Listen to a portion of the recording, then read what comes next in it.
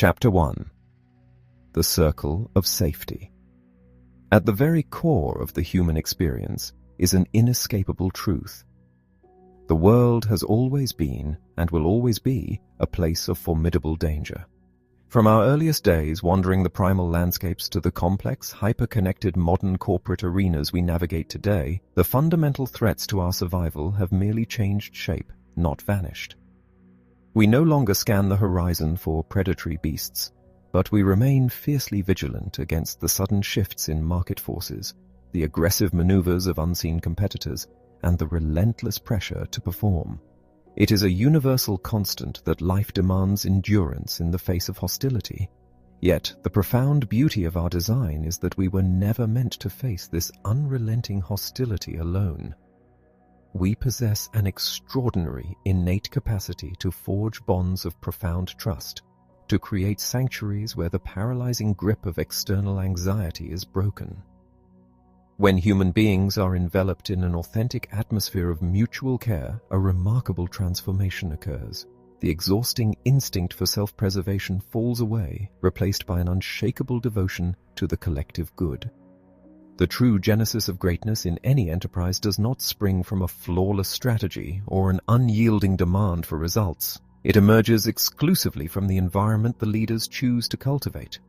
When leadership recognizes that their ultimate responsibility is to the flesh and blood individuals under their command, they spark a natural, unstoppable force. They ignite the profound biological imperative we all share, the desperate, beautiful need to belong, to be valued, and to feel unequivocally safe. On a moonless night in August 2002, a thick blanket of clouds obscured the sky over a treacherous, rocky valley in Afghanistan. Deep within this hostile territory, a small unit of 22 Special Operations Forces was carefully navigating the unforgiving terrain, escorting a high-value target.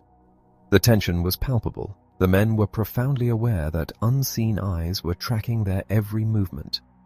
Thousands of feet above, completely separated from the perilous reality of the ground, Captain Mike Drowley, known by his call sign Johnny Bravo, piloted his A-10 Warthog attack aircraft.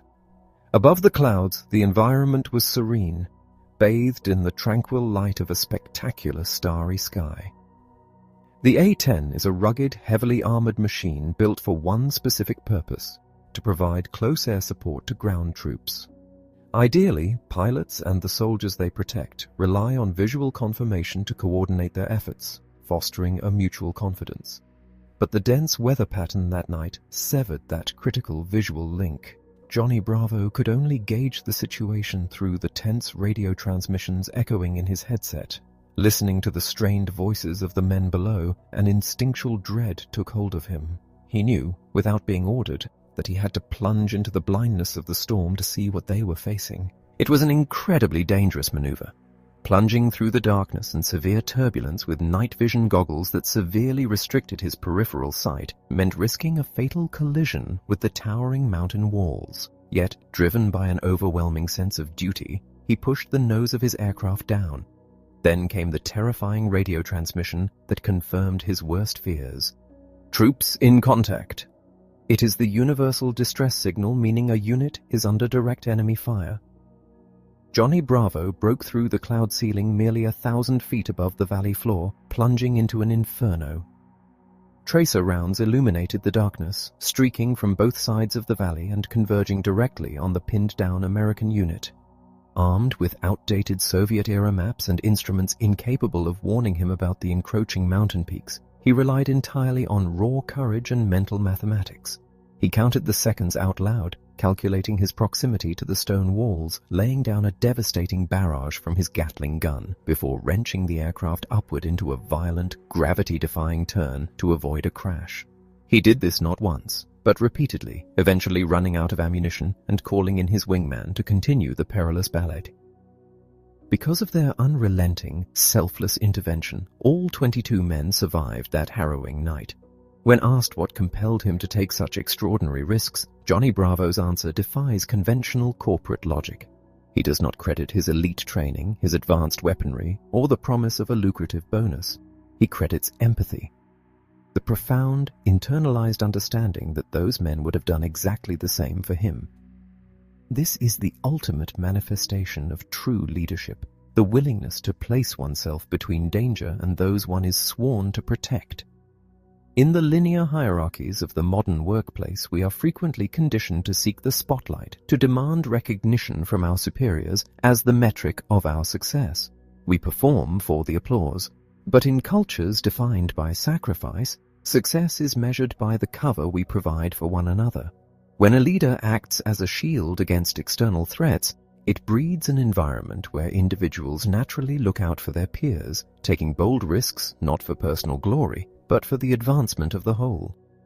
This profound dynamic is not restricted to the life and death stakes of a battlefield. It is entirely replicable in the corporate sphere, provided the leadership views their workforce through a lens of humanity rather than utility. Consider the stark reality of traditional manufacturing, where the daily experience is often characterized by a rigid, unfeeling routine. In one such factory in South Carolina, the ringing of a bell dictated every movement. Workers powered up machines on cue, took mandated breaks at the sound of the siren, and operated in an atmosphere of institutionalized distrust. Tools and spare parts were locked behind metal cages, requiring permission and supervision to access. Office personnel and factory workers entered through the same doors but were segregated into entirely different classes of dignity. The factory workers felt the constant, oppressive weight of a management system that fundamentally doubted their integrity simply because they labored with their hands rather than sitting at a desk. This bleak reality shifted entirely under the guidance of Bob Chapman, a CEO who approached the acquisition of distressed companies with a remarkably unconventional philosophy. Rather than deploying armies of consultants to aggressively restructure for short-term profit, Chapman began by sitting down and simply listening to the people on the floor. He heard their frustrations about being treated like untrustworthy children, forced to punch clocks and beg for access to the very tools they needed to do their jobs. Chapman's response was immediate and profound. He dismantled the time clocks. He ordered the locks removed from the supply cages. He abolished the bells and provided open access to company telephones. He erased the artificial boundaries that divided the office staff from the factory floor, establishing a new baseline of universal trust. By extending trust unconditionally, Chapman fundamentally altered the ecosystem. The environment transformed from a place of drudgery into a community that functioned like a family. When an employee faced a devastating personal crisis, a spouse requiring life-altering surgery, the workforce spontaneously mobilized, violating outdated company policies to donate their own paid vacation days so their colleague could care for his wife without sacrificing his livelihood. This wasn't a mandated initiative. It was the natural, organic response of people who felt deeply secure in their environment. The result of this profound cultural shift was an astonishing surge in the company's financial performance. Morale skyrocketed, machinery was cared for with unprecedented diligence, and revenue nearly doubled. Chapman had realized a profound truth while attending a wedding. Just as a parent hands over the responsibility of their child's care to a spouse, society hands over its citizens to organizations. A leader bears the awesome parental responsibility of protecting those precious lives. Money is merely the fuel meant to sustain and grow the people, not the other way around. This concept of profound security is vividly illustrated by the grueling transformation undertaken at Marine Boot Camp. Recruits arrive as self-interested individuals, isolated and uncertain. Through months of intense, shared adversity, they are stripped of the vocabulary of selfishness. Words like I and me are forcefully replaced by we and us. They are forged into a cohesive unit that understands their true strength lies not in their individual prowess, but in their absolute reliance on the person standing next to them. This is the essence of the circle of safety. Outside the circle, the world is saturated with relentless threats, economic instability, disruptive technologies, and fierce competitors. These forces are constant and uncontrollable. However, the dangers inside an organization, the suffocating politics, the fear of humiliation, the constant anxiety of sudden layoffs, are entirely manufactured and controllable. When leaders actively build a robust circle of safety, they eradicate these internal terrors. They allow their people to redirect all their defensive energy outward, uniting to confront external challenges with remarkable ingenuity and resilience. In ancient Greece, the fearsome Spartan warriors knew that their true power did not reside in the lethality of their spears, but in the impenetrable wall created by their interlocking shields. Discarding a shield was the ultimate crime, for the shield was carried not for the individual, but for the protection of the entire line. Yet, acknowledging this truth forces us to confront a widespread modern tragedy. Countless individuals remain trapped in miserable, unsupportive jobs out of a paralyzing fear of the unknown. We tolerate toxic environments, falsely believing that the misery we endure is the necessary price of providing for our families. This compromise, however, extracts a devastating toll. Extensive scientific research, including the landmark Whitehall studies conducted on British civil servants, reveals a startling reality about workplace stress. It is not the crushing weight of executive responsibility that destroys our health. It is the agonizing lack of control and the absence of a supportive environment experienced by those lower in the hierarchy. The workers who endure relentless demands without the autonomy to make decisions, or who feel utterly unappreciated by their superiors, suffer from significantly higher rates of anxiety, heart disease, and premature death. When we are forced to operate in a culture where leadership views us as expendable assets rather than vital members of a tribe, our bodies exist in a perpetual state of physiological distress. We disengage. We bring our exhaustion and resentment home, inadvertently damaging the very families we claim to be sacrificing for. The true measure of a company's greatness is not the sheer volume of its profits, but the degree to which it actively cultivates a circle of safety. It is the unwavering commitment of its leaders to shield their people from the cold, calculating arithmetic of short-term gains, choosing instead to honor the profound ancient covenant of human protection. Chapter 2. The Biological Forces of Leadership. To understand the profound dynamics of human cooperation and the devastating consequences of toxic environments, we must journey back tens of thousands of years to the unforgiving landscapes of the Paleolithic era. Our modern world of glass skyscrapers, instant communication, and global markets is a remarkably recent invention, a mere blink in the grand timeline of human existence. Biologically, we are still the exact same creatures who once roamed the ancient plains, entirely dependent on our tribal bonds to survive a world that offered very few calories and an abundance of lethal predators. To navigate this perpetual hostility, the human body evolved a highly sophisticated invisible chemical operating system. This system is governed by a series of distinct neurochemical incentives designed to drive behaviors that ensure both individual survival and the cohesion of the group. Our feelings of happiness, pride, trust, and anxiety are not mystical occurrences. They are deeply ingrained biological directives. When we align our organizational cultures with these ancient biological rules, we thrive. When we ignore them, replacing human connection with cold metrics, we inherently trigger a systemic breakdown of trust. This biological operating system is driven by 4 primary positive chemicals, which can be divided into 2 distinct categories. The first category consists of the selfish chemicals, endorphins and dopamine, designed specifically to compel us to hunt, gather, and achieve. Endorphins serve one primary biological purpose: to mask physical pain with pleasure.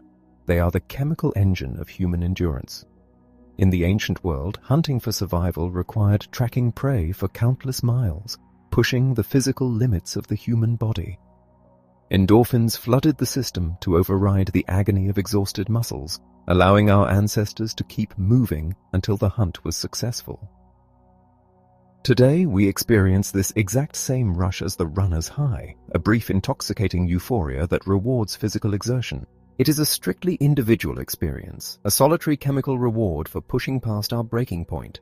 Complementing the endurance provided by endorphins is the intensely motivating force of dopamine.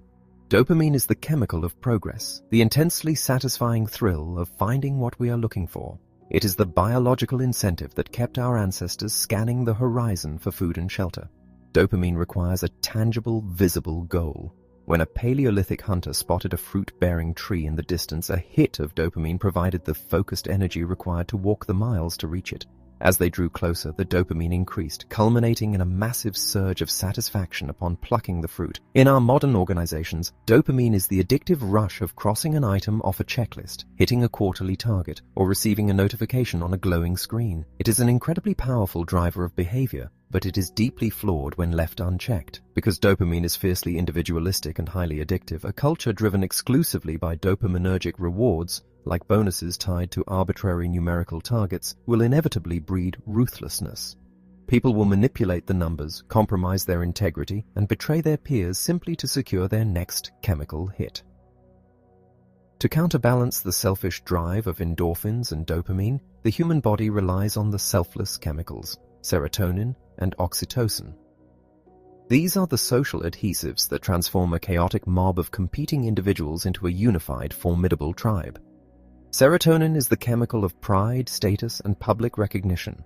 It is the profound warmth we feel when others respect our contributions, and it is the exact same warmth a mentor feels when watching their protégé succeed.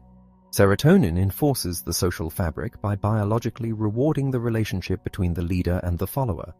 It is the reason we stage elaborate graduation ceremonies and public award banquets rather than merely mailing out diplomas and trophies in silent anonymity. When a worker receives genuine public praise from a respected leader, both the worker and the leader receive a surge of serotonin. This chemical exchange biologically binds them together, cementing a mutual loyalty that no financial bonus could ever replicate. Yet, the ultimate foundation of the circle of safety is built upon oxytocin. This is the chemical of profound, enduring trust and deep love. It is the neurochemical architecture of friendship, empathy, and absolute psychological security. Unlike dopamine, which provides an instant, fleeting rush, oxytocin requires significant time and shared vulnerability to accumulate. It cannot be artificially engineered or mandated by a corporate policy. Oxytocin is generated through acts of genuine human generosity, through the sacrifice of time and energy, without the expectation of return. It flows through physical touch, through a deeply meant handshake, and through the quiet reassurance that someone has your back when the pressure mounts. When a culture is saturated with oxytocin, individuals stop squandering their energy on self-preservation. They naturally collaborate, share information freely, and innovate fearlessly, knowing the tribe will catch them if they fall. Furthermore, oxytocin boosts the immune system, making us physically healthier and more resilient when surrounded by people we trust. However, this delicate balance is constantly threatened by the chemical antagonist of our operating system, cortisol. Cortisol is the stress hormone, the biological alarm bell designed to alert us to immediate, life-threatening danger. When cortisol floods the bloodstream, it initiates the fight-or-flight response, hypersensitizing our awareness and shutting down non-essential biological functions, such as the digestive and immune systems, to route all available energy to our muscles. In the ancient world, this alarm was meant to ring for a few terrifying minutes, just long enough to escape a predator and then quickly dissipate. But in the modern workplace, characterized by constant layoffs, toxic politics, and unyielding demands, the cortisol alarm never stops ringing. We are essentially living in a perpetual state of biological panic. Chronic cortisol exposure destroys our immune systems, leading to severe health crises, and crucially, it actively inhibits the release of oxytocin.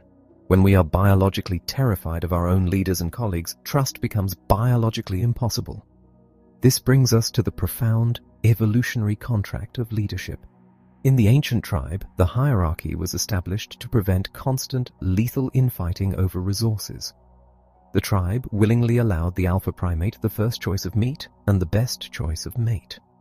These were the undeniable perks of leadership, freely given by the group. But this elevation in status was never a free ride. It came with a heavy, non-negotiable cost. When a threat appeared on the perimeter, when a predator attacked the tribe, the absolute expectation was that the alpha, being the strongest and best fed, would run directly toward the danger. The alpha was expected to risk their own life to protect the very people who provided their privileges. This is the ancient bargain that defines true leadership. Today, we still willingly offer our modern alphas massive salaries, corner offices, and first-class travel. We are biologically comfortable with this hierarchy, provided the leader honors the sacred contract. But when a modern executive gladly accepts the millions of dollars in perks while simultaneously laying off thousands of loyal workers to protect their own wealth in a crisis, the biological contract is shattered. They have taken the meat, but they have refused to face the predator. When leaders sacrifice their people to save the numbers, they generate massive waves of cortisol throughout the organization, destroying the circle of safety and transforming the tribe into a fearful, paranoid, and ultimately doomed collective. So Chapter 3, the courage to face reality. To genuinely lead requires a terrifying act of vulnerability, the relinquishing of absolute control. In traditional hierarchies, authority is often equated with giving orders and ensuring strict compliance. We build elaborate bureaucratic structures to monitor every action, operating under the implicit assumption that without rigid oversight, chaos will ensue. But this micromanagement is not a sign of strength. It is a manifestation of profound insecurity. True leadership demands the courage to face the reality that no single individual sitting at the top of an organizational chart can possibly have all the answers. It requires the bravery to look at the people within the organization and consciously decide to trust them, to dismantle the mechanisms of fear, and to create an environment where doing the right thing is valued far above blind obedience to the rules. Consider the extraordinarily high-stakes environment of a nuclear-powered submarine. In such a vessel, operating deep beneath the ocean's surface, mistakes can be instantaneously fatal. Consequently, military tradition has long dictated a strict top-down chain of command. The captain issues a directive and the crew executes it without question. However, this model inherently assumes the captain possesses flawless situational awareness at all times. When a newly appointed commander was assigned to one of the lowest-performing submarines in the fleet, he faced a critical dilemma. He was trained on an entirely different class of submarine. If he issued technical orders, they might be disastrously wrong. Recognizing his own operational blindness, he chose a radical path. He stopped giving orders entirely. Instead of dictating every maneuver, he shifted the cognitive burden to his crew. He required his officers to declare their intentions, shifting the vocabulary from asking for permission to stating their explicit intent to execute a specific action. The commander would then simply grant approval. This subtle linguistic shift completely transformed the psychological landscape of the submarine. It forced every sailor to think critically, to take absolute ownership of their domain, and to understand the broader strategic purpose of their actions rather than merely waiting for instructions. By refusing to be the sole source of intelligence, the commander distributed leadership throughout the entire vessel. The crew, previously demoralized and conditioned to avoid responsibility for fear of reprimand, suddenly found themselves operating inside a profoundly robust environment of trust. They knew their captain trusted their expertise, and they responded with unparalleled excellence. The submarine transformed from the worst performer in the fleet to an award-winning vessel, not because the machinery was upgraded, but because the environment allowed the humanity within the steel hull to thrive.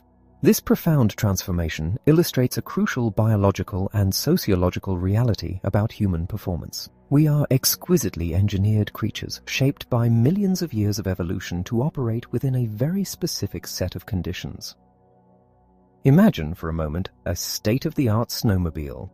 It is a magnificent piece of engineering boasting a powerful engine, specialized tracks, and a sleek aerodynamic design. If you place this machine on a vast, snow-covered expanse, it will perform flawlessly, gliding gracefully and efficiently over the frozen terrain. Now take that exact same flawless machine and drop it into the middle of the scorching Sahara Desert. The engine is still powerful, the tracks are still intact, but if you attempt to drive it across the shifting sand dunes, it will invariably fail. The sand will clog the mechanics, the engine will overheat, and the machine will rapidly tear itself apart. The snowmobile is not defective. The environment is wrong. Human beings operate under the exact same principle. We are biologically designed to function in the snow of a supportive, trusting tribe.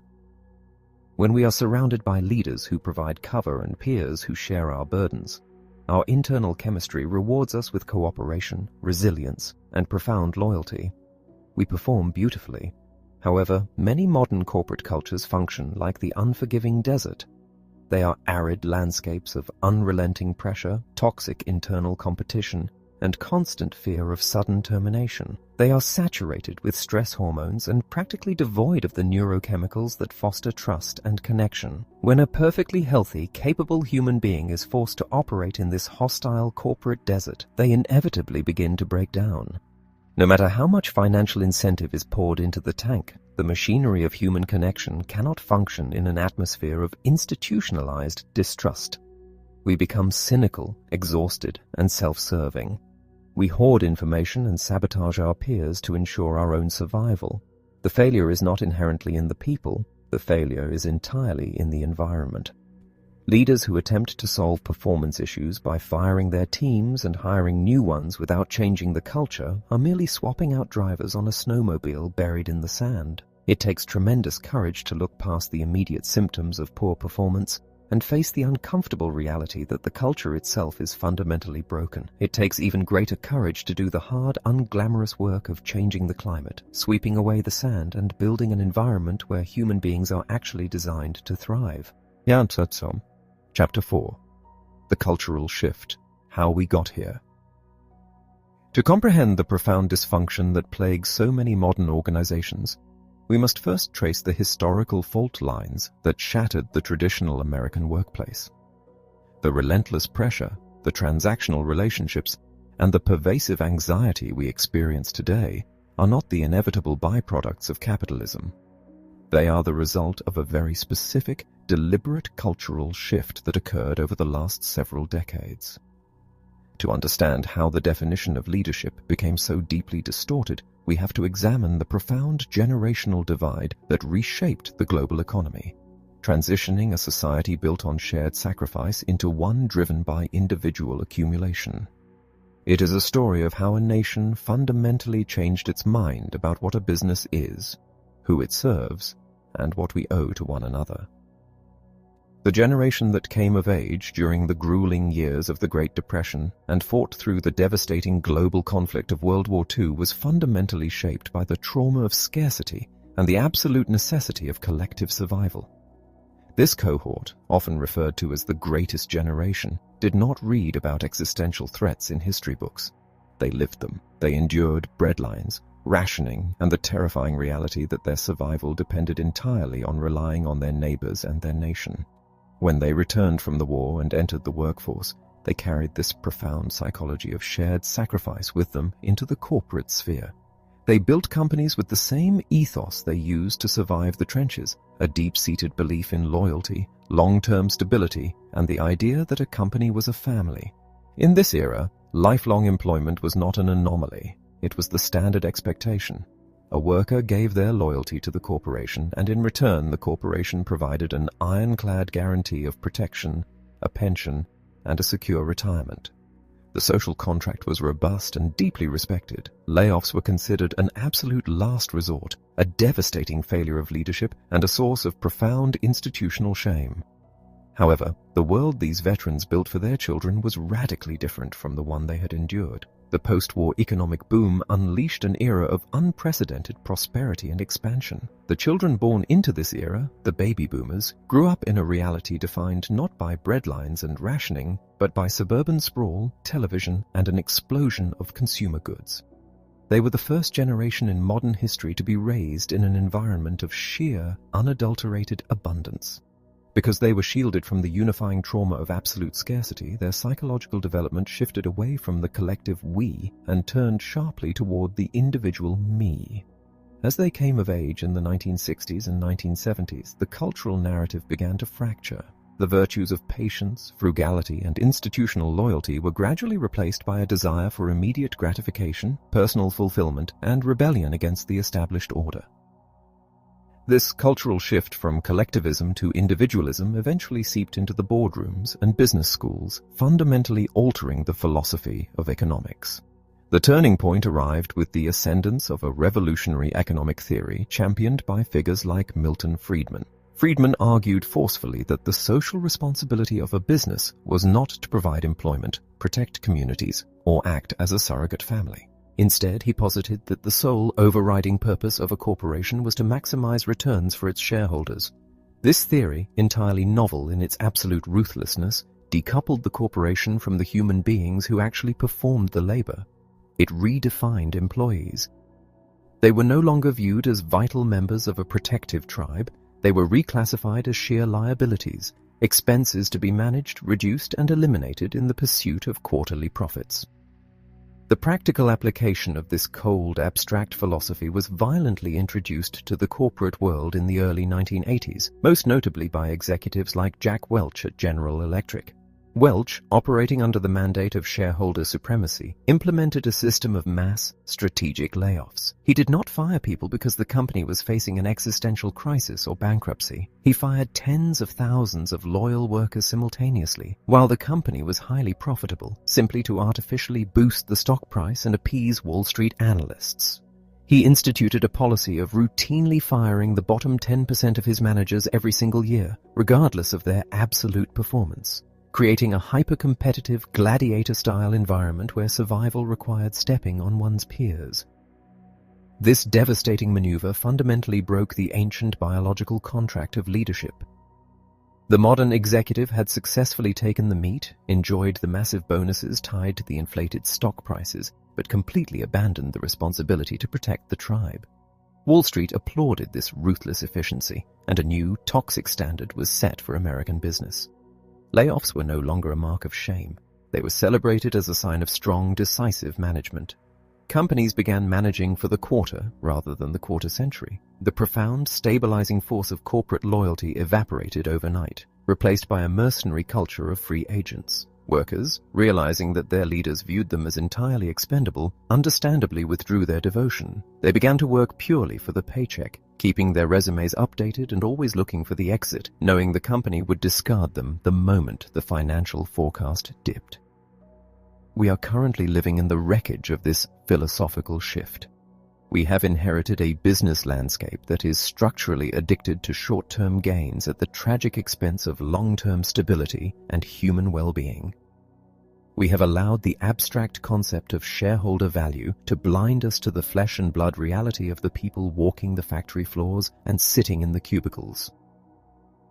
The boomer generation, having inherited a profound circle of safety from their parents, systematically dismantled it to fuel an era of unparalleled corporate wealth, leaving subsequent generations to navigate a hostile, unforgiving corporate desert.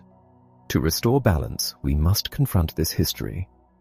We must recognize that the current model of disposable employees and shareholder supremacy is not a natural law of economics.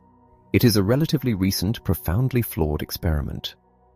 True leadership today requires the immense courage to reject this broken inheritance and actively rebuild the lost covenant of trust, understanding that true organizational greatness can only be achieved when we once again prioritize the protection of our people above the appeasement of our ledgers. Chapter 5. The deadly threat of abstraction. Empathy is not a philosophical concept. It is a profound biological imperative, deeply embedded within the human operating system. It is the mechanism that allows us to forge bonds, build trust, and maintain the circle of safety. However, this magnificent biological tool comes with a significant operational constraint. It requires proximity. We evolved to feel the pain, fear, and joy of the people we can directly perceive. Those whose faces we can see, whose voices we can hear, and whose physical presence we can feel. When we introduce distance into the human equation, whether that distance is physical, emotional, or numerical, our capacity for empathy rapidly degrades.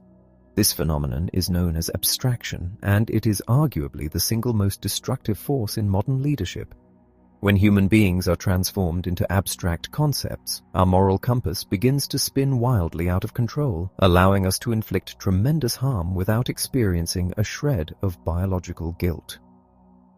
To understand the terrifying power of abstraction, we must look at how distance alters our behavior in the most extreme circumstances. Consider the psychology of warfare. In ancient times, combat was an intimately physical and horrific endeavor. Taking a life required looking into the eyes of an enemy, feeling their struggle, and witnessing the immediate, devastating consequences of the act. The psychological toll was immense because the humanity of the victim was undeniable. But as technology advanced, it systematically removed the combatant from the reality of the kill. It is psychologically much easier to fire a rifle from a distance than it is to engage in hand-to-hand combat. It is easier still to drop a bomb from an aircraft soaring 40,000 feet above the clouds, where the targets are not seen as flesh and blood individuals but merely as coordinates on a glowing radar screen. The sheer physical distance mutes the biological alarm bells of empathy. The pilot does not hear the screams or see the devastation. They only see the successful execution of a technical maneuver. The technology has abstracted the humanity out of the equation. This terrifying reality was exposed in the mid-20th century through a series of controversial and groundbreaking psychological studies designed to test human obedience to authority. Participants were instructed by an authoritative figure in a white lab coat to administer electric shocks to a person in another room every time that person answered a question incorrectly. The participants were told that the shocks were increasing in voltage, eventually reaching lethal levels. What the participants did not know was that the person in the other room was an actor and no actual shocks were being delivered. When the participants could only hear the agonizing screams of the unseen victim through a wall, a horrifying majority of them continued to push the button, administering what they believed to be fatal shocks, simply because they were told to do so by an authority figure. The abstraction of a wall was enough to override their moral hesitation. However, when the parameters of the experiment changed, when the participant was forced into the same room, required to look the victim in the eye, and physically hold their hand down onto the shock plate, compliance plummeted.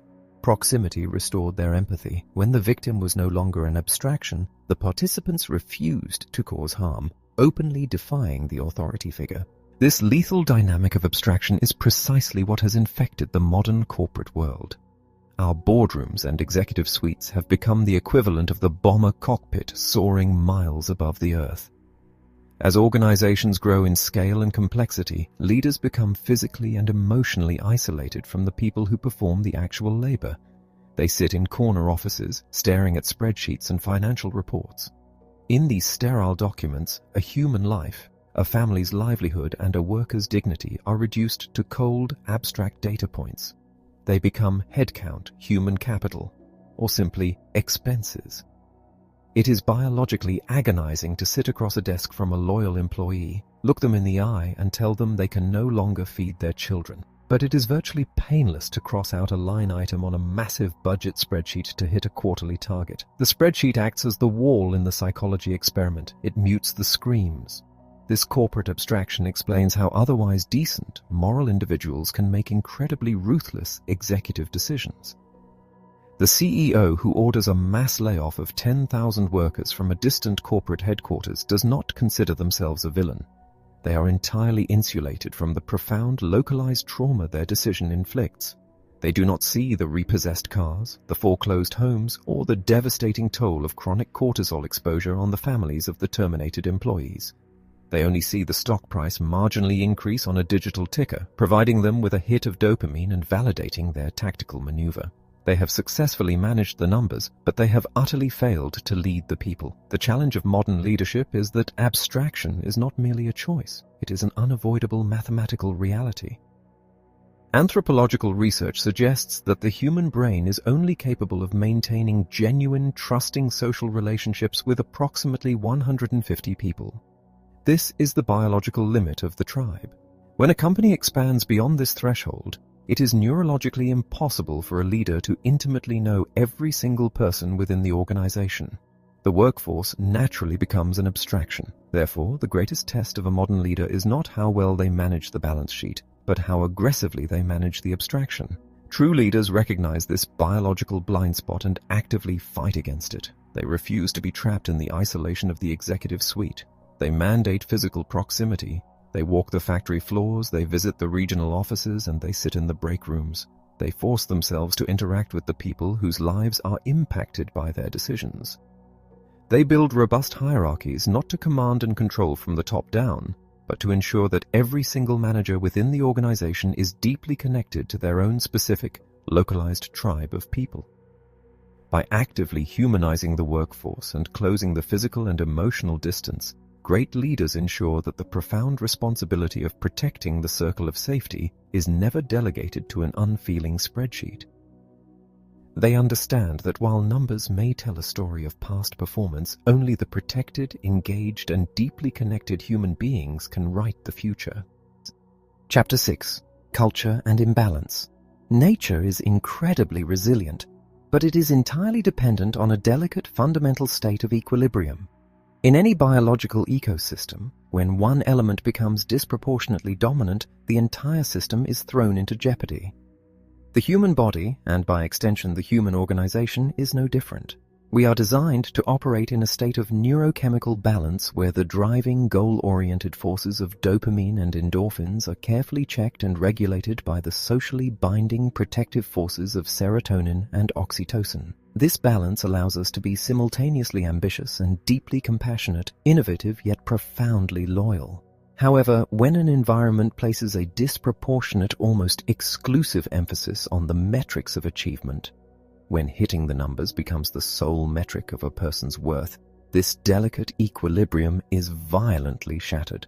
The selfish chemicals are sent into hyperdrive, while the selfless chemicals are actively suppressed by the surging tides of stress-induced cortisol.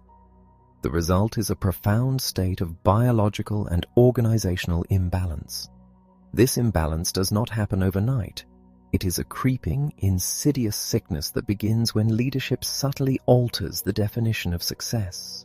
When the primary directive shifts from serving the consumer and protecting the workforce to maximizing short-term shareholder value at absolutely any cost, the environment fundamentally changes. The circle of safety evaporates, replaced by an arena of internal gladiatorial combat. Employees, sensing that they are no longer valued as human beings but merely as instruments of profit, naturally adapt their behavior to survive this new hostile reality. They recognize that if the company is solely obsessed with taking, they too must become takers. The organization transforms into a loosely affiliated group of mercenaries operating under a single roof, where collaboration is viewed as a weakness and hoarding information is a crucial survival strategy. This brings us to a profound, immutable truth. The culture of an organization is not determined by the glossy mission statement framed in the lobby, nor is it established by the inspirational rhetoric delivered at the annual corporate retreat. The culture is defined entirely by the actual, lived experience of the people operating within the system. It is the sum total of the behaviors that are rewarded, tolerated, or punished on a daily basis. Therefore, the fate of the company is inextricably bound to the health of its culture. When the culture is robust and balanced, the company acts as a unified, impenetrable phalanx capable of weathering catastrophic external shocks. But when the culture is deeply imbalanced, corrupted by internal distrust and rampant self-interest, the company begins to rot from the inside out. The catastrophic consequences of this cultural imbalance were vividly exposed during the fallout of the financial crisis, particularly within institutions that had completely lost their moral moorings. Consider the highly publicized internal collapse of the culture at Goldman Sachs, a firm once renowned for its fierce dedication to its clients' long-term success. Over time, as the pressure for staggering, immediate profits intensified, the culture underwent a dark, imbalanced transformation. The internal equilibrium was destroyed. The profound responsibility of serving the client was slowly replaced by a relentless drive to extract maximum value from them. The tragic manifestation of this cultural decay was revealed when a disillusioned executive publicly resigned, citing an environment that had become utterly unrecognizable from its founding principles. In this imbalanced culture, clients were no longer viewed as trusted partners to be protected. They were internally derided as muppets, naive targets to be exploited for the firm's financial gain. The company began aggressively selling financial products to their clients that the firm itself was actively betting against. This is the ultimate symptom of an organization that has lost its humanity. When the circle of safety is destroyed internally, the hostility inevitably leaks out, poisoning the relationship with the very people the organization was built to serve. It is critical to understand that the individuals engaging in these exploitative practices were not inherently evil sociopaths. They were, in many cases, highly intelligent, capable people who were simply adapting to the environment they were forced to operate within. The culture dictated the behavior. If a system disproportionately rewards executives with massive bonuses for generating immediate revenue, regardless of the ethical compromises or long-term damage inflicted to achieve those numbers, the system is actively demanding toxic behavior. The leaders of an imbalanced culture cannot feign shock and indignation when their employees act ruthlessly. The employees are merely following the biological and structural incentives the leaders themselves put in place. To correct this deadly imbalance requires a monumental shift in focus. It demands that leadership recognizes the profound difference between a temporary surge in profits and the enduring legacy of a healthy institution. Fixing an imbalanced culture is not a matter of instituting a new compliance program or rewriting a code of ethics. It requires the hard, unglamorous, and often painful work of completely realigning the organization's incentive structures with the ancient, biological realities of human cooperation. It means actively punishing selfish, destructive behavior, even when it is highly profitable, and fiercely rewarding the selfless acts of mentorship, protection, and long-term client care. Ultimately, it requires the realization that a company is nothing more than a collection of people, and if the culture fails to honor their humanity, the company itself will inevitably fail. Chapter 7. The Leader's Shadow and Integrity. Within any complex social hierarchy, there exists an invisible, inescapable psychological gravity that pulls the collective behavior toward the individual at the apex. This is not a matter of corporate policy. It is a profound biological reality forged over millennia of human evolution. In the primal tribes of our ancestors, survival depended upon intensely observing the alpha, the leader of the pack. The alpha's movements dictated when the tribe hunted, when they rested, and when they prepared for war. We are neurologically wired to constantly monitor the most powerful person in the room, to interpret their micro-expressions, and to ruthlessly mimic their behavior as a strategy for our own advancement and survival. Therefore, the culture of any organization is not formed from the bottom up. It cascades relentlessly from the top down. The leader casts a massive defining shadow over the entire enterprise. Whatever virtues the leader embodies will multiply throughout the ranks. Conversely, and far more dangerously, whatever toxicities, insecurities, or moral compromises the leader tolerates within themselves will rapidly infect the entire system, becoming the unquestioned standard of operation. This dynamic places an awe-inspiring, almost terrifying burden of responsibility on the shoulders of anyone who assumes a mantle of authority. It is fundamentally impossible to build an environment of mutual trust and selfless collaboration if the individual standing at the helm operates with a self-serving agenda. When an executive publicly praises the virtues of teamwork but privately hoards resources, manipulates peers for personal gain, or takes disproportionate credit for the collective success, the workforce observes this hypocrisy with razor-sharp clarity. The biological response is immediate. The followers, recognizing that the stated values are a fragile illusion and that the true currency of the realm is ruthless self-interest, will instinctively adapt to protect themselves. They will armor up, hoard their own information, and view their colleagues not as allies, but as dangerous competitors. The leader's internal corruption inevitably becomes the culture's operational reality. As the leader goes, so goes the culture, and as the culture goes, so goes the company. Because the leader's behavior is the undeniable blueprint for the organization, the absolute non-negotiable bedrock of true leadership is unyielding integrity. Integrity, in the context of leadership, extends far beyond the mere avoidance of outright theft or blatant fraud. True integrity is the flawless alignment of words, actions, and intentions. It is the unwavering commitment to truth-telling, especially when the truth is deeply uncomfortable, financially costly, or personally embarrassing. Trust, the essential oxytocin-driven fuel of the circle of safety, cannot exist in an atmosphere clouded by spin, omission, or calculated deception. When a leader chooses to obscure the reality of a situation to protect their own ego or to artificially inflate a quarterly projection, they are not managing optics. They are actively destroying the biological foundation of their organization. Consider the profound damage inflicted when leaders refuse to take ownership of their failures. In a culture devoid of integrity, a mistake is viewed as a lethal vulnerability, a weakness to be hidden at all costs. When a leader attempts to cover up an error, shift the blame to a subordinate, or use complex, evasive corporate jargon to avoid admitting a misstep, they send a devastatingly clear signal to the entire workforce. Honesty is dangerous, and self-preservation is paramount. The consequences of this signal are catastrophic. When the inevitable crises arise, when a product is defective, when a project is bleeding capital, or when a massive strategic error is made, the people on the front lines will actively hide the problem, terrified of the repercussions. They will bury the truth, allowing minor, correctable issues to fester in the dark until they erupt into massive existential disasters that threaten the survival of the entire institution. Conversely, a leader who operates with absolute integrity creates an incredibly resilient, self-correcting ecosystem. When the most powerful person in the room stands up and openly admits, "I made a mistake, I calculated incorrectly, and I need your help to fix it," the impact is profoundly liberating. This act of vulnerability does not diminish the leader's authority. It exponentially amplifies it. It signals to the human beings in the organization that it is safe to be imperfect, that the truth is valued above the illusion of infallibility.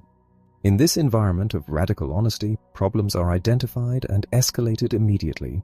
Teams mobilize rapidly to solve crises without the paralyzing fear of retribution. True integrity also demands that a leader fiercely protects the boundaries of the circle of safety from external corruption. It means refusing to do business with clients or partners who treat the organization's people with disrespect, regardless of how lucrative the contract might be. It means having the moral courage to fire a highly profitable, top-performing employee if that individual is toxic, abusive, or fundamentally undermining the trust of the team.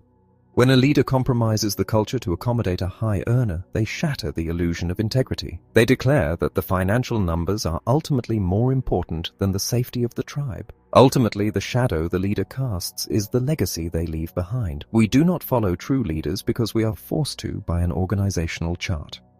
We follow them because they provide us with a vision of a world we inherently want to inhabit. They offer a sanctuary of truth in a landscape of deception.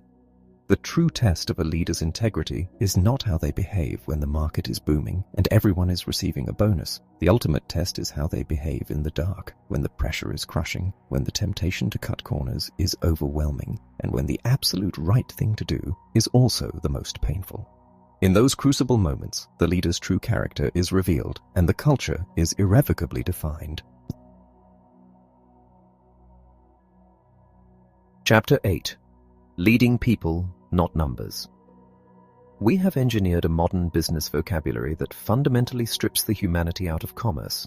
We speak fluently in acronyms, classifying our enterprises as B2B, business to business, or B2C, business to consumer. We analyze supply chains, optimize algorithmic output, and track demographic data with surgical precision. Yet, in our relentless pursuit of systemic efficiency, we have obscured a profound and inescapable reality. There is no such thing as a business making a decision. Buildings do not negotiate contracts. Spreadsheets do not forge loyalties. Algorithms do not grant grace during a crisis. At the absolute bedrock of every transaction, every partnership, and every corporate strategy, there is simply one human being interacting with another human being. It is an exclusively human-to-human endeavor. When we lose sight of this fundamental truth, we begin to build organizations that manage resources instead of leading people. We attempt to engineer success through cold mathematics, entirely forgetting that the engine of all enduring achievement is fueled by the messy, beautiful, and deeply complex reality of human friendship. The concept of friendship in the corporate sphere is frequently dismissed as a soft, irrelevant metric, a pleasant luxury that has no bearing on the brutal realities of the market. This dismissal is a catastrophic biological misunderstanding. Friendship is the visible manifestation of oxytocin saturation. It is the absolute highest form of the circle of safety. When we do business with people we genuinely consider friends, the entire friction of commerce evaporates. We do not require ironclad 100-page contracts to enforce cooperation because the biological bond of trust is infinitely stronger than any legal stipulation. When an organization cultivates an environment where colleagues view one another not as competitors for a promotion, but as trusted friends. The defensive armor is completely discarded. The energy previously wasted on office politics covering one's tracks and second-guessing intentions is entirely liberated and redirected toward innovation and mutual support. However, genuine friendship cannot be mandated by a corporate memo, nor can it be forged through a screen. We are living in an era of unprecedented technological connectivity, yet we are suffering from an epidemic of profound isolation. We have confused the transmission of information with the presence of communication. Firing off an email or sending a digital message provides speed, but it utterly fails to convey the critical, invisible data required to build trust. When we rely exclusively on digital communication, we rob our biology of the essential inputs it needs: the tone of voice, the micro-expressions, the subtle body language, and the physical proximity that trigger the release of oxytocin. We cannot build a circle of safety over a server. True leadership requires the immense discipline to step away from the glowing screen, to leave the isolated comfort of the corner office, and to physically enter the spaces where the work is done. It requires looking people in the eye, shaking their hands, and investing the unscalable, unoptimizable currency of time. When a leader refuses to build these genuine human connections, they naturally default to the only other metric available to them: the numbers. This is the fatal flaw of modern management. We have profoundly confused the measurement of success with the driver of success. A financial metric, whether it is quarterly revenue, stock price, or market share, is merely a lagging indicator. It is the scoreboard at the end of the game. If a coach spends the entire game staring exclusively at the scoreboard, screaming at the glowing numbers to change, the team will inevitably lose. The scoreboard cannot run a play, it cannot block an opponent, it cannot summon the courage to push through exhaustion. To win the game, the coach must ruthlessly ignore the scoreboard and focus every ounce of their energy on the players on the field. Yet, in our corporate arenas, we consistently elevate leaders who do nothing but stare at the financial scoreboard. They demand that the numbers grow, and they use the blunt instruments of fear, bonuses, and the threat of termination to force the workforce to hit those arbitrary targets. If a CEO demands a specific revenue number under the threat of mass layoffs, the human beings in the organization will invariably deliver that number, but they will do so by any means necessary. They will slash the quality of the product, they will exploit the customers, they will cannibalize the long-term health of the brand, and they will systematically destroy the internal culture to hit the short-term target. The numbers will look spectacular for a brief, shining moment, right up until the foundation collapses and the company implodes. The numbers are completely amoral. They do not care if they were achieved through brilliant innovation or through deceitful manipulation.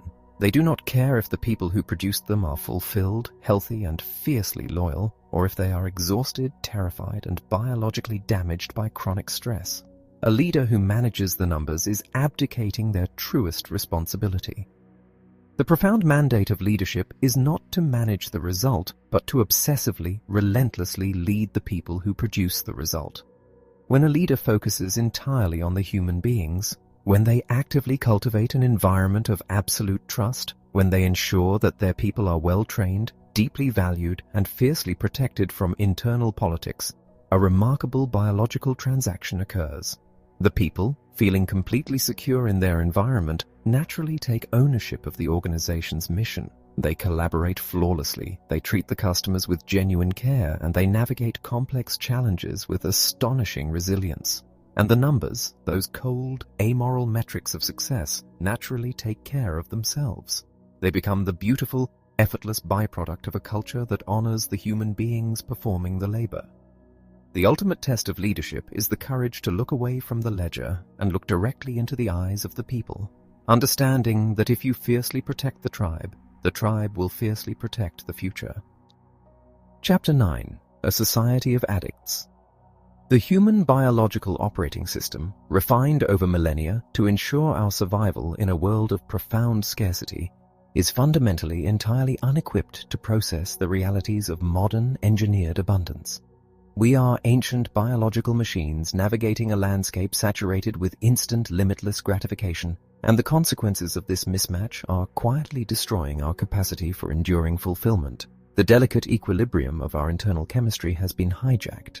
Dopamine, the potent neurochemical designed to reward us for undertaking arduous, long-term tasks like hunting or building shelter, is now available in cheap, continuous, and highly concentrated doses. We no longer have to track an animal for days to feel the rush of achievement. We simply swipe a screen, receive a digital notification, or consume a chemically engineered snack. This is not merely a cultural phenomenon, it is a profound biological crisis. When a system is flooded with effortless dopamine, it naturally builds a tolerance. It requires ever-increasing hits of the chemical just to feel a baseline level of normalcy. We are no longer a society striving for meaningful progress. We have become, in the truest biological sense, a society of profound addicts. To understand the sheer destructive power of this addiction, we must look inward. We are quick to blame external forces for the toxicity of our workplaces and the anxiety in our lives. The economy, the relentless pace of technology, the abstract demands of the stock market. But the uncomfortable, inescapable truth is that at the center of all our problems is us. We are the architects of the very environments that are making us sick. We have willingly built corporate structures that function exactly like casinos, deliberately manipulating our biology to keep us addicted to the game. When a company ties a person's livelihood, their self-worth, and their social standing exclusively to a numerical target, a sales quota, a quarterly projection, or a performance ranking, they are essentially strapping that individual to a dopamine pump. The intense pressure to hit the number becomes the only reality that matters, overriding all other moral and social considerations.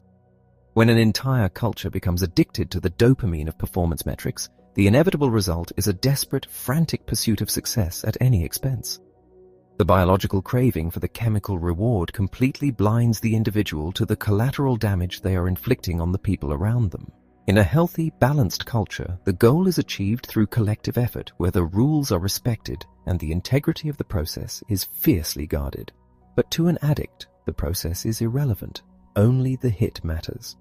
This is how we cultivate environments where highly capable individuals justify lying, cheating, and actively sabotaging their colleagues. They are not acting out of innate malice. They are exhibiting the classic ruthless behavior of an addict desperately trying to secure their next dose. When leaders celebrate the top performer who hits their targets by stepping on the throats of their teammates, they are not rewarding excellence. They are glorifying the addiction.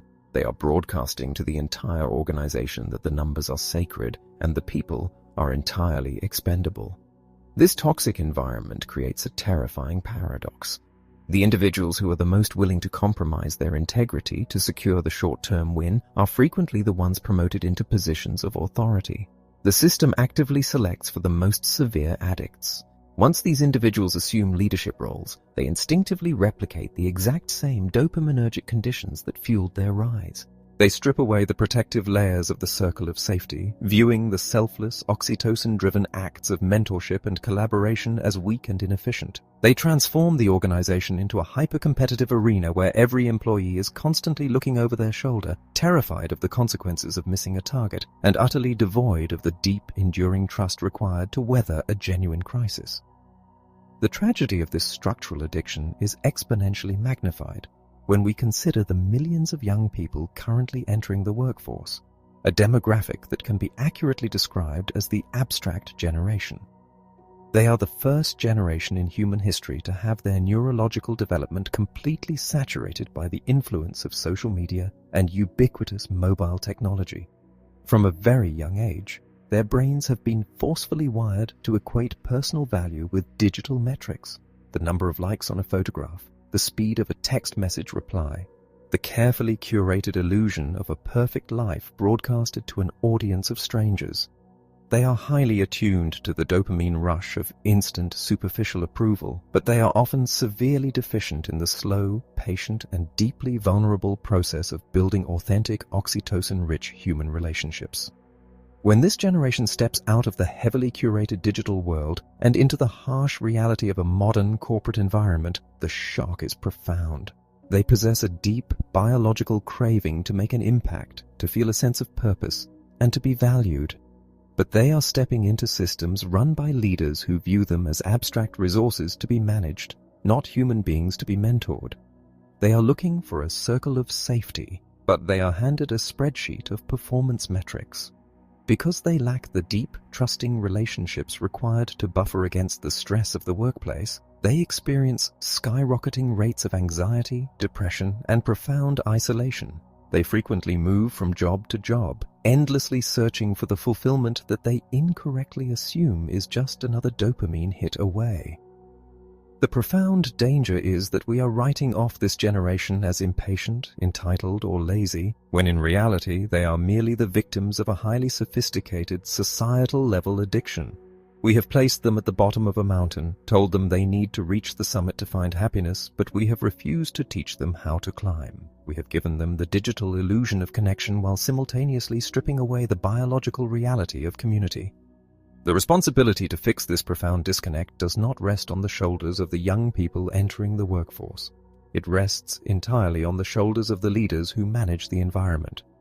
Breaking the grip of this societal addiction requires a radical, structural intervention. It demands that leaders have the immense courage to detoxify their organizations. This means fundamentally dismantling the incentive systems that reward short-term, selfish behavior.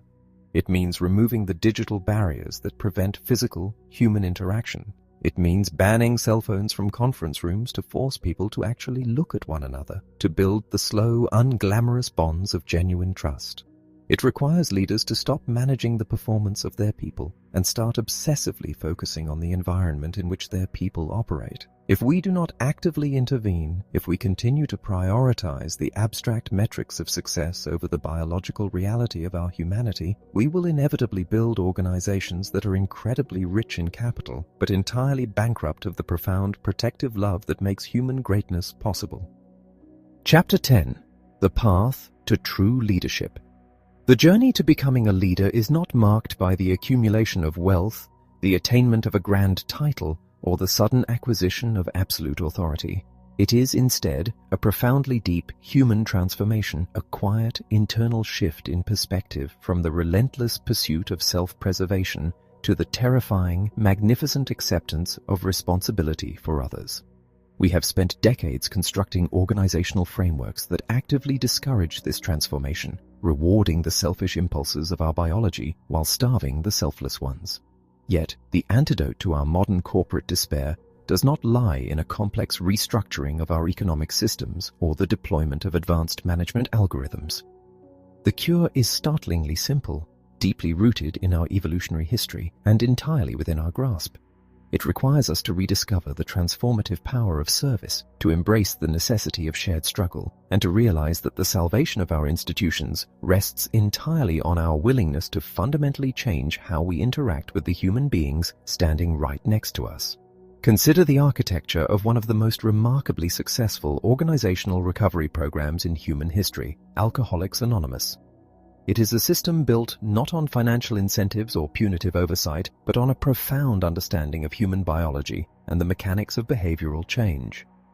The program outlines 12 rigorous steps designed to dismantle destructive habits and rebuild a fractured life. The first 11 steps are focused inward, demanding deep personal reflection, the admission of powerlessness, and making amends for past transgressions. A person can diligently complete all 11 of these steps, achieving a state of hard-won sobriety. But the founders of the program recognized a terrifying biological reality. Personal willpower is ultimately a finite resource. If a person stops at step 11, the statistical probability of a catastrophic relapse remains extraordinarily high. The true genius, the unbreakable cornerstone of the entire program, is the 12th step. The 12th step mandates that the individual who has achieved sobriety must dedicate themselves to helping another alcoholic achieve that exact same state. It is the absolute requirement of selfless service. This is not a philosophical nicety, it is a vital biological necessity. When a person shifts their focus from their own survival to the active, physical salvation of another human being, they trigger a massive, sustained release of oxytocin. This chemical surge provides the profound, enduring fulfillment that the addiction was desperately trying to simulate. It is the 12th step that transforms a temporary state of abstinence into a permanent, lifelong transformation. The profound lesson here is universal. In our corporate lives, we are constantly encouraged to master the first 11 steps of professional development. We acquire degrees, we sharpen our skills, we optimize our productivity, and we furiously climb the hierarchical ladder. But if we never transition to the 12th step, if we never look down from our hard-won position and reach out to pull someone else up, our success remains entirely hollow, chemically fleeting, and deeply vulnerable to the inevitable shocks of life. True fulfillment, the kind that inoculates an organization against toxic infighting and moral collapse, is exclusively generated through the act of serving those in our care. This commitment to service cannot be cultivated in an environment of engineered comfort. Trust, the essential connective tissue of the circle of safety, is forged in the crucible of adversity. We are biologically wired to bond with those who bleed beside us. In the military, unparalleled camaraderie is not born in the pristine classrooms of a war college. It is forged in the mud, exhaustion, and terrifying uncertainty of combat. When human beings are forced to confront an overwhelming external challenge, the artificial divisions of rank, background, and personal ambition instantly dissolve. The biological imperative for survival forces the tribe to coalesce. We discover that our absolute greatest strength is not our individual brilliance, but our collective resilience. In the corporate sphere, leaders often attempt to manufacture this bonding through artificial team-building exercises, desperately hoping that an afternoon of trust falls will undo months of cutthroat internal competition. It is a futile effort. True shared struggle requires genuine stakes. It requires leaders to present their teams with immense, seemingly insurmountable challenges, and then to stand shoulder to shoulder with them in the trenches as they figure out how to conquer them. It is in the late nights, the looming deadlines, the terrifying moments when a project seems destined to fail, that the true character of a team is revealed. When a leader refuses to abandon their people in these moments of crisis, when they willingly absorb the pressure and protect the team from external blame, they catalyze a profound neurochemical reaction. The shared sweat and the shared fear transform into shared oxytocin. The struggle ceases to be a traumatic event and becomes a unifying, foundational myth that binds the group together long after the crisis has passed. The world today is suffering from a profound deficit of this kind of leadership. We have an abundance of managers, executives, and visionaries, but we are desperately starved for true leaders. The distinction is critical. Management is a rank. It is an authority granted by a corporate structure to dictate the movement of resources. Leadership is a choice. It is a deeply personal, voluntary commitment to look after the person to your left and the person to your right. You do not need a title to be a leader. You do not need a corner office, a massive budget, or a team of direct reports. You simply need the courage to care. When a junior employee notices a colleague struggling and decides to stay late to help them, asking nothing in return, they are acting as a leader. When a middle manager chooses to shield their team from the toxic pressure raining down from the executive suite, absorbing the impact to protect the circle of safety, they are acting as a leader. The concept of leaders eating last is not a metaphor designed to evoke a vague sense of humility. It is a literal, biological mandate. In the ancient tribes, the alpha was afforded the privileges of rank, but when the hunt was over, the true measure of their authority was their willingness to ensure that the weakest members of the tribe were fed before they took their own share. It is the ultimate demonstration that the leader views their people not as subjects to be ruled, but as a family to be protected. In our modern organizations, eating last means sacrificing our own comfort, our own ego, and sometimes our own short-term financial gain for the enduring well-being of the people who have entrusted us with their livelihoods. It is a difficult, terrifying, and endlessly demanding path. But it is the only path that leads to the creation of environments where human beings feel safe enough to achieve true greatness. The choice is entirely ours. We can continue to build organizations that manage numbers and exploit the human spirit, or we can choose the terrifying, magnificent responsibility of true leadership. We can choose to build the circle of safety. We can choose to eat last,